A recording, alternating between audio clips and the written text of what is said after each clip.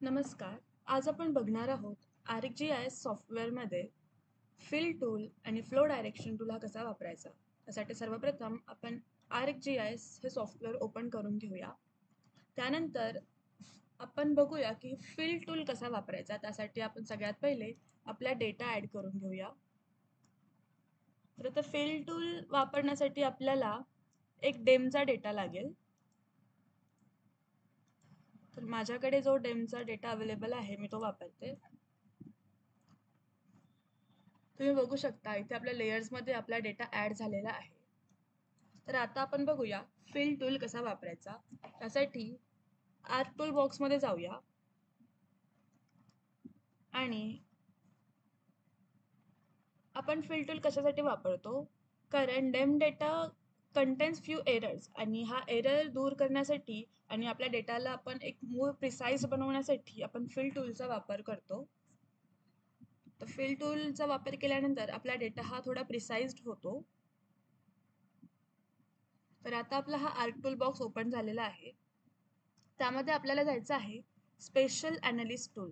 हे इथे special analyst tool आहे आणि मग इथे हायड्रोलॉजी नावाचा ऑप्शन आहे, त्याच्या प्लसवर क्लिक करूया आणि इथे बेसिन नावाचं ऑप्शन आहे, त्याला आपण डबल क्लिक करूया. तर इनपुट सरफेस रास्टरमध्ये आपण जे लेअरमध्ये डेम डेटा ॲड केलेला आहे तो आपण इथे इनपुट करूया आणि त्यानंतर आपल्याला त्याची एक आउटपुट लोकेशन द्यायची आहे.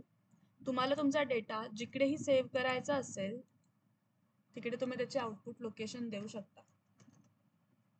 आता मी फिल म्हणून नाव दिलंय, सेव्ह आणि ओके.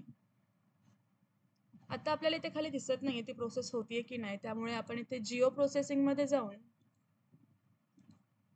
रिझल्ट्स मध्ये बघू शकतो करंट सेशन मध्ये किती प्रोसेस होतीये की नाही. तर आपली ही प्रोसेस होत आहे. तर आता आपण इथे बघू शकता, इथे राईट क्लिक आलंय आणि इथे लेयर्स मध्ये फिल नावाची एक लेयर ऍड झालेली आहे.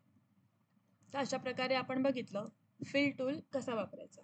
आता आपण बघूया फ्लो डायरेक्शन टूल कसा वापरायचा. तर आता फ्लो डायरेक्शन टूल वापरण्यासाठी आपण परत आर्क टूल बॉक्समध्ये जाऊया. त्यानंतर परत स्पेशल ॲनालिस्ट टूल, हायड्रोलॉजी आणि त्यामध्ये आहे फ्लो डायरेक्शन. त्याला आपण डबल क्लिक करूया आणि इनपुट रास्टरमध्ये आपण जो फिलची लेयर बनवली होती ती ॲड करूया आणि सेम आउटपुट लोकेशन देऊया.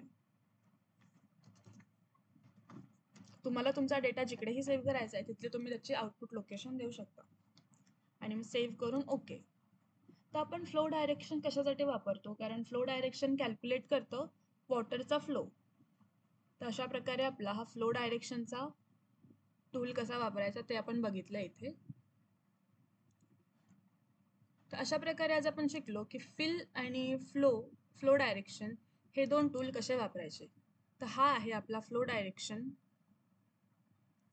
आणि हा आहे आपला फिल टूल. धन्यवाद.